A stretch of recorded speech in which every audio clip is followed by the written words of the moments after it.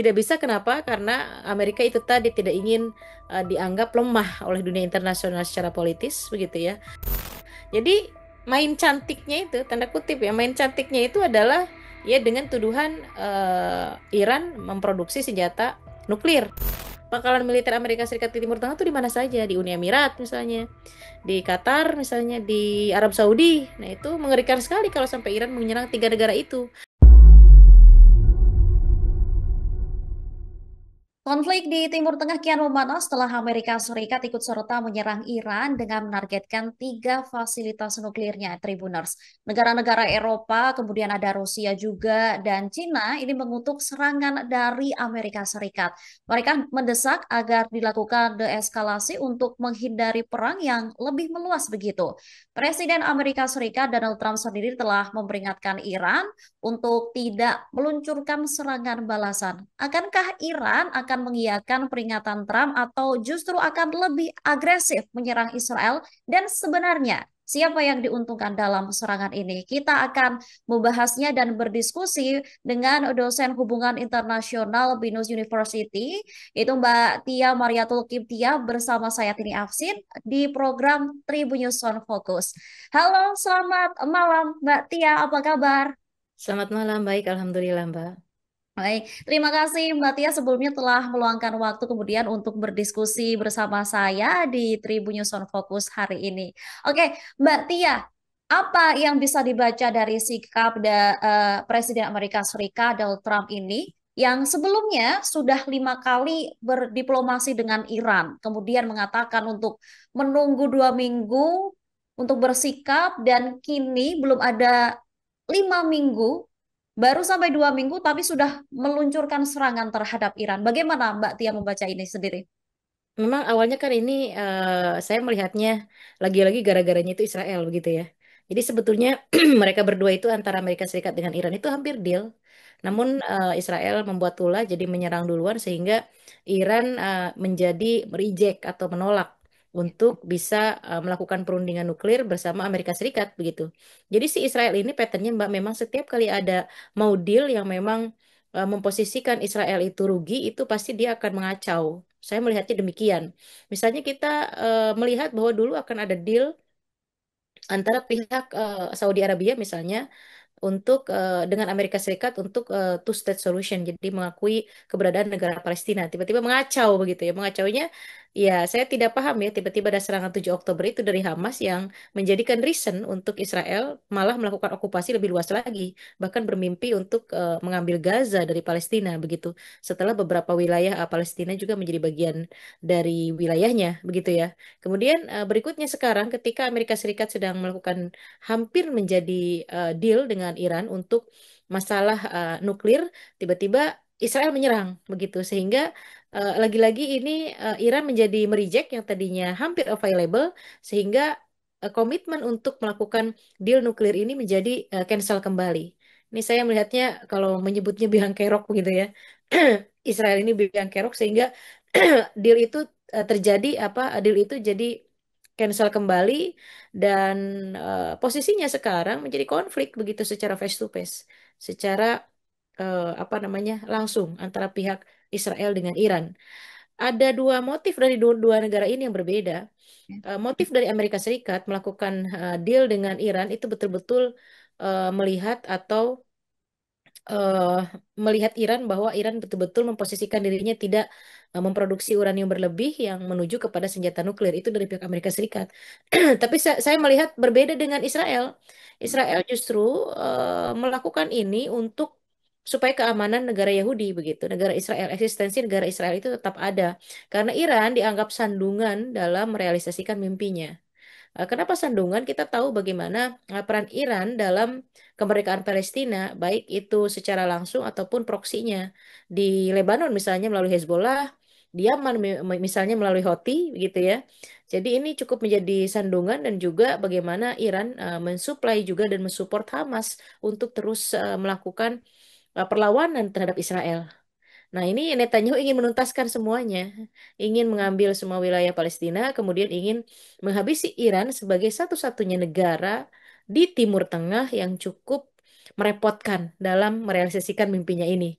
Sehingga ya itu tadi terjadilah Amerika hampir deal, di cancel, akhirnya Amerika jadi join dalam konflik ini. Padahal ini sudah di warning, Mbak, oleh beberapa pihak seperti Rusia, Cina, dan Gulf countries, tolong Amerika untuk tidak join. Amerika saya pikir dalam hal ini tumben gitu ya. Trump itu apa namanya menggunakan pemikirannya untuk cooling down, untuk menahan diri. Tapi ternyata tidak bisa. Tidak bisa kenapa? Karena Amerika itu tadi tidak ingin dianggap lemah oleh dunia internasional secara politis, begitu ya. Jadi memang harus ada action. Tapi kalau actionnya itu kelihatan harus nampak join atau support terhadap Israel itu tidak mungkin. Karena ini tidak menguntungkan Amerika Serikat gitu. Kenapa saya bilang tidak menguntungkan Amerika Serikat? Di tengah cacian dan kritik luar biasa dari dunia internasional terhadap genosid di Gaza, tentu ini Amerika dilihatnya sebagai negara superpower tapi justru mensupport apa namanya tindakan genosid gitu. Ini tidak bagus gitu. Makanya actionnya adalah isunya ke arah nuklir. Hmm. Padahal berdasarkan apa namanya keterangan dari IAEA itu tidak terbukti sebetulnya dan Iran juga sudah membantah beberapa kali bahwa pengayaan uraniumnya adalah untuk peningkatan sektor energi untuk sipil begitu ya. Jadi memang belum sampai pada terbukti jadi ini tuduhan-tuduhan begitu ya. Sehingga ada reason atau ada alasan untuk melegalitas serangan si Israel ke Iran supaya dia tidak terganggu eksistensinya sebagai negara Yahudi di Timur Tengah. Kemudian dari Amerika Serikat sendiri membantunya untuk memastikan bahwa Iran memang tidak punya senjata nuklir, begitu ya. Kemudian itu diumumkan di dunia internasional sehingga Amerika juga terlihat seolah menyelamatkan dunia, begitu ya. Kemudian menyerang, disebutnya kan menyerang tiga fasilitas nuklir Iran, begitu ya. Karena itu lebih elegan dan lebih bisa diterima reasonnya, begitu. Tapi mereka tidak pikir efek daripada serangan ini, efek daripada satu serangan dari Israel ke Iran dan kedua siang ini tidak memikirkan efeknya apa yang dilakukan oleh Trump menyerang tiga titik fasilitas nuklir. Harus membedakan fasilitas nuklir dengan misalnya membuat senjata nuklir begitu ya. Nah, ini tentu Iran tidak akan diam begitu ya. Pasti akan ada serangan balik dan yang dikhawatirkan itu tadi Iran mengancam karena Amerika sudah masuk ke dalam konflik mereka berdua, Iran mengancam bahwa akan menghancurkan atau menyerang pangkalan-pangkalan militer Amerika Serikat di Timur Tengah. Nah, ini yang bahaya karena pangkalan-pangkalan militer Amerika Serikat di Timur Tengah itu adalah negara-negara Gulf countries, tiga negara Teluk yang memang mempunyai resource oil. Ini akan terganggu secara ekonomi, akan terganggu secara politik di dalam Middle East itu sendiri, dan efek ke Indonesia juga pasti akan kena karena dengan harga minyak akan naik karena dari suppliernya akan terhambat begitu. Kalau misalnya terbayang bagaimana Saudi, Uni Emirat, Qatar, gitu ya. Kemudian Irak begitu dibombardir oleh Iran begitu. Ini memperuncing. Jadi memang tipe leadershipnya Donald Trump itu banyak sekali merugikan pihak Amerika Serikat begitu. Oke, oke. Baik, ini tadi kan menyerang Iran adalah alibi gitu ya, dengan Ya, menggunakan nuklir itu tadi kan sebenarnya alibi Amerika Serikat. Tapi kalau menurut Mbak Tia sendiri, apakah serangan Amerika Serikat ke Iran ini sendiri bisa dikatakan adalah bentuk bantuan secara tidak langsung dari Amerika Serikat juga gitu untuk Israel? iya, iya, memang itu bantuan secara tidak langsung karena kalau langsung membantu Israel untuk eksistensi negara Yahudinya, untuk menyingkirkan Palestina itu kan dikecam dunia. Hmm. Jelas Israel melakukan genocide begitu ya.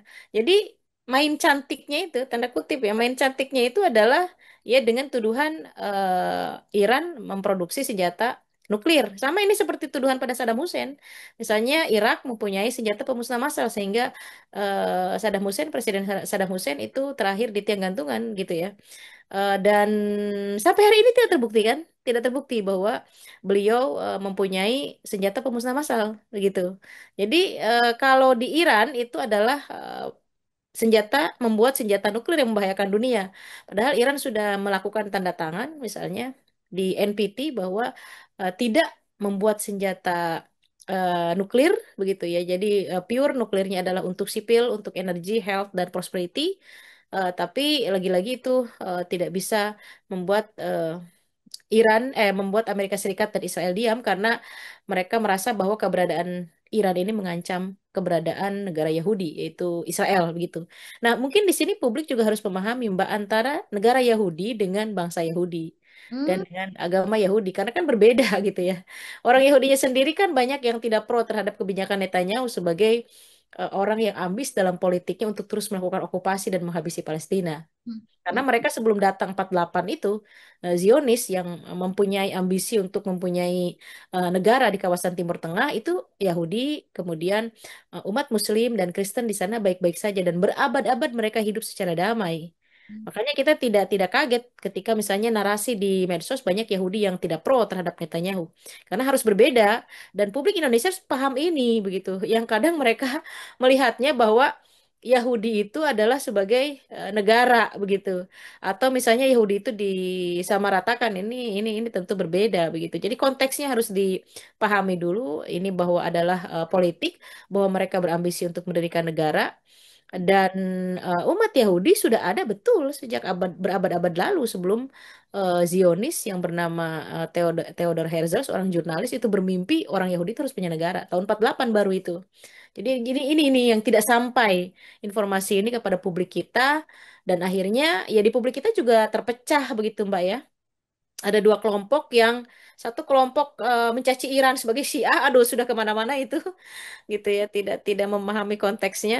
Satu sisi lagi adalah kelompok di publik kita adalah yang pro Iran karena memang yang satu kelompok ini melihat bahwa Iran cukup signifikan membantu perdamaian dunia dan pre-Palestine begitu untuk kemerdekaan Palestina begitu. baik. Tapi ini banyak sebenarnya yang kemudian publik bertanya, Amerika Serikat ini memperbolehkan Israel memiliki nuklir, tapi kenapa kemudian tidak memperbolehkan Iran untuk memiliki nuklir? Nah, kalau dari pandangan Mbak Tia ini bagaimana kemudian? Pak Prabowo pernah menyanjung kemarin pada apa namanya kunjungannya ke Petersburg, Rusia. Beliau menyebutkan bahwa dua negara di dunia, Cina dan Rusia tidak pernah melakukan standar ganda. Dia selalu berada di pihak negara yang terzolimi. Ya, beliau beliau menyatakan itu kan, Pak Prabowo. Itu artinya ada sindiran juga begitu karena Amerika dalam kebijakan luar negerinya selalu melakukan standar ganda, Mbak. Standar ganda artinya banyak negara yang membuat senjata nuklir begitu ya. Pakistan misalnya, Israel sendiri misalnya. Amerika sendiri, Rusia, Cina punya semua itu, tapi tidak ditunjuk begitu ya, tidak di apa namanya, tidak dikritisi begitu, tidak dipantau dengan secara seksama dan tidak dianggap berbahaya begitu. Padahal mereka sendiri memproduksi. Iran itu menandatangani NPT non-proliferasi nuklir, yang artinya adalah Iran sudah setuju bahwa keberadaan nuklirnya untuk damai, untuk energi, untuk rakyatnya. Kalau sudah tanda tangan itu sudah oke harusnya karena kan itu diawasi oleh IAEA, begitu kan? Israel tidak menandatangani. Nah, saya pernah bicara ini dengan Tribun begitu ya. Israel tidak menandatangani gitu. Artinya apa? Jadi yang dilakukan Amerika Serikat ini yaitu tadi standar ganda. Orang yang jelas tidak tanda tangan punya nuklir dibiarkan, gitu ya. Kemudian Iran yang jelas menandatangani justru itu dihabisi begitu dengan alasan membahayakan keselamatan apa namanya sipil dan lainnya di wilayah Timur Tengah. Membahayakan sipil yang mana? Membahayakan keberadaan negara Israel. Karena hanya Iran yang kritis ya. Hanya Iran yang kritis terhadap apa yang dilakukan oleh Netanyahu terhadap Gaza begitu. Jadi ini cukup mengusik Netanyahu sehingga memprovokasi Amerika Serikat. Sayangnya ya di bawah Trump cukup terprovokasi dan saya pikir tidak hanya di bawah Trump sih ya. Kalau Amerika Serikat itu dari manapun partainya baik Republik atau Demokrat itu always beside Israel begitu. Karena memang mereka menjaga tujuannya menjaga keberadaan negara Yahudi ini untuk terus berlangsung. Bukan orang Yahudi ya, keberadaan negara Yahudi ini untuk terus berlangsung. Ini yang sering bias knowledge ini di publik Indonesia begitu. Oke. Mbak, dengan serangan ini apakah bisa memperbaiki hubungan Iran dan Amerika Serikat atau justru ini akan menjadi fatal begitu hubungan dari kedua negara ini sendiri? Kalau misalnya ada niat baik dari Amerika Serikat untuk tidak menahan diri untuk tidak menyerang lagi kalau Iran menyerang kembali Israel itu apa namanya bisa jadi akan mengarah kepada damai. Tapi problemnya adalah Mbak, saya khawatirnya Iran justru menyerang pangkalan militer itu tadi, pangkalan militer Amerika Serikat di Timur Tengah. Nah kita sekarang melis. pangkalan militer Amerika Serikat di Timur Tengah tuh di mana saja, di Uni Emirat misalnya, di Qatar misalnya, di Arab Saudi. Nah, itu mengerikan sekali kalau sampai Iran menyerang tiga negara itu. Karena posisi atau relations, hubungan antara Iran dengan tiga negara itu sedang baik-baik saja. Selama ini kan dengan Yahudi sempat renggang dan cut diplomatik. Tapi kan 2019 mereka sudah open diplomatik, sudah menjajaki kerjasama ekonomi satu sama lain. Begitu ya. Jadi akan hancur kembali hubungan ini. Dan memang sengaja mengadu domba Israel ini. Ya, saya bilang tadi, benang keroknya adalah Israel. Karena apa? Amerika terprovokasi, kemudian menyerang Iran. Tahu kalau Amerika Serikat menyerang Iran itu, Iran akan membalasnya ke negara-negara yang memang punya pangkalan militer Amerika Serikat di Timur Tengah, begitu. Tapi kan itu artinya mereka akan menyerang negara-negara yang untuk konflik ini justru ada di samping Iran, begitu. Dan itu akan terjadi, konflik ini akan semakin meluas di regional Timur Tengah. Bukan hanya persoalan tadinya yang Israel dengan Iran saja, tapi Amerika terpancing masuk, begitu ya. Kemudian Iran merealisasikan karena Amerika masuk ya harus membalasnya kan ke Amerika. Dan balasan yang tepat buat Iran itu adalah menyerang pangkalan militer Amerika di Timur Tengah begitu. Nah, pangkalan militernya itu adalah justru negara-negara yang selama ini tumben begitu ya untuk posisi konflik ini adalah di samping Iran begitu. Nah, ini jadi berantakan lagi. Yang tadinya bisa jadi negara Timur Tengah Gulf countries atau negara Teluk ini mensupport Iran karena memang Israel semenak-menak ya melanggar hukum internasional, justru akan berbalik kalau negaranya diserang begitu. Itu pangkalan militernya kan ada di negara mereka gitu. Ini luar biasa liciknya itu di situ, Mbak ya, Israel ini begitu ya. Bahkan sampai memecah belah dengan isu mazhab, Sunni Syiah dan lain-lain. Dan sayangnya provokasi dari pihak mereka ini sampai ke kita begitu. Oke, baik. Tapi dari tiga negara di Timur Tengah ini sendiri, apakah bisa untuk menekan Amerika Serikat untuk menghentikan segera tidak menyerang Iran begitu? Iran, Amerika sudah tidak akan menyerang lagi. Hmm. Khawatirnya ini justru dari pihak Irannya membalas.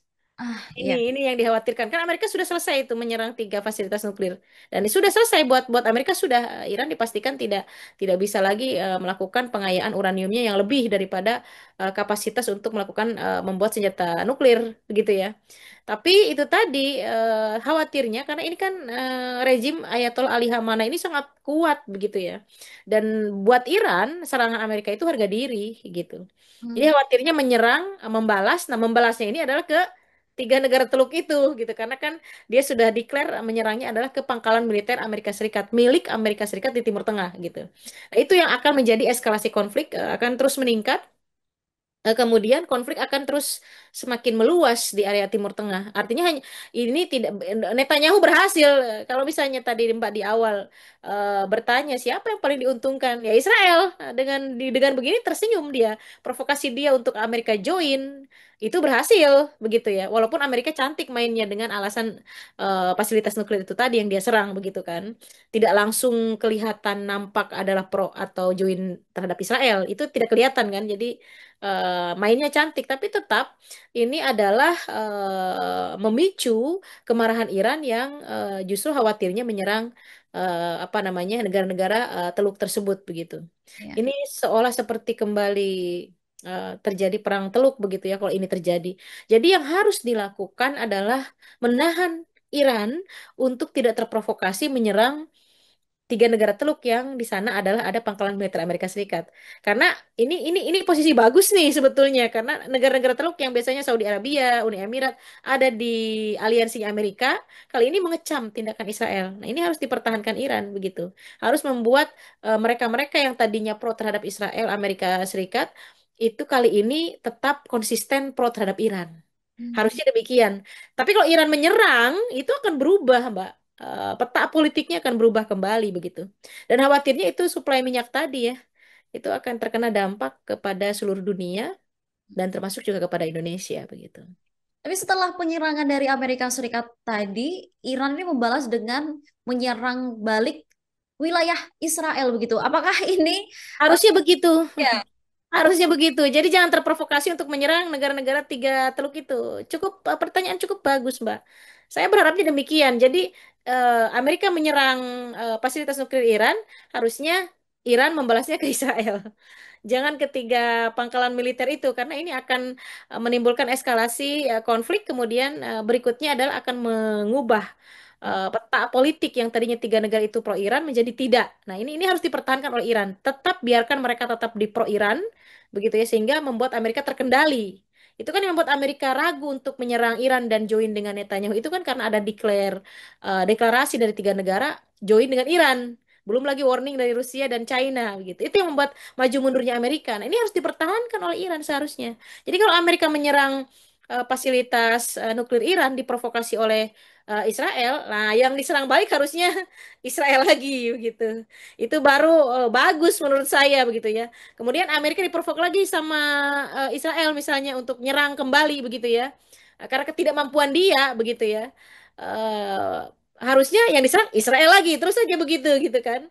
Jadi memang fokusnya adalah Iran mestinya Israel karena sudah melakukan krisis kemanusiaan yang luar biasa di Gaza begitu. Dan saya pikir protes ini tidak hanya juga berasal dari negara-negara yang pay attention terhadap humanity, tapi juga dari publik Amerika Serikat sendiri, dari publik Eropa itu sudah pro Gaza semua saat ini mostly begitu ya. Udah Dan mulai ini berubah harus gitu ya, Mbak? Ya, ini harus dipertahankan Iran. Kalau Iran salah sedikit menyerang kemana-mana, dengan alasan itu ada pangkalan militernya Amerika Serikat, habis sudah Iran. Jadi memang harus konsisten ke Israel saja sudah targetnya begitu.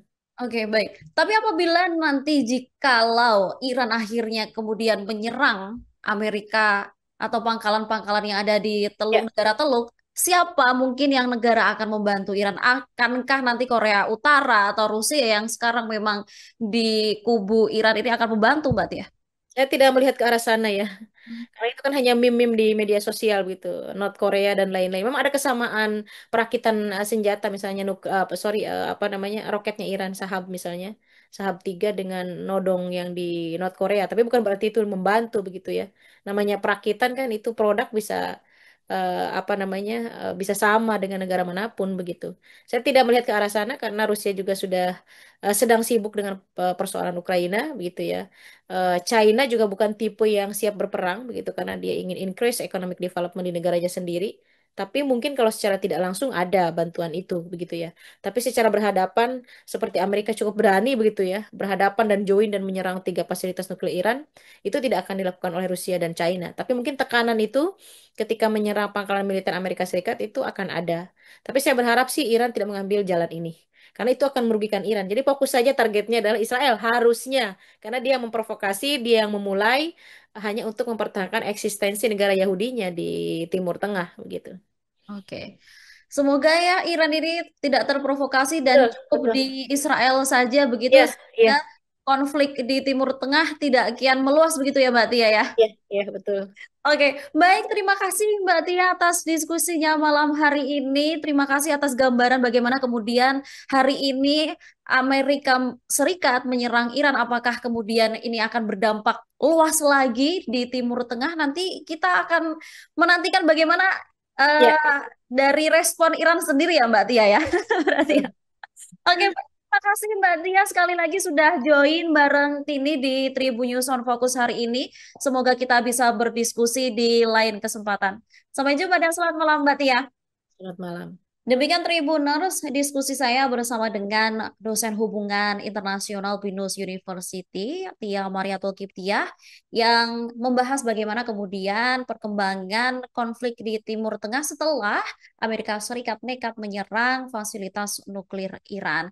Jangan lupa saksikan program On Focus selanjutnya. Saya Tini Afsin mewakili kru yang bertugas pamit undur diri. Sampai jumpa dan terima kasih. Download Tribun X sekarang, menghadirkan lokal menjadi Indonesia.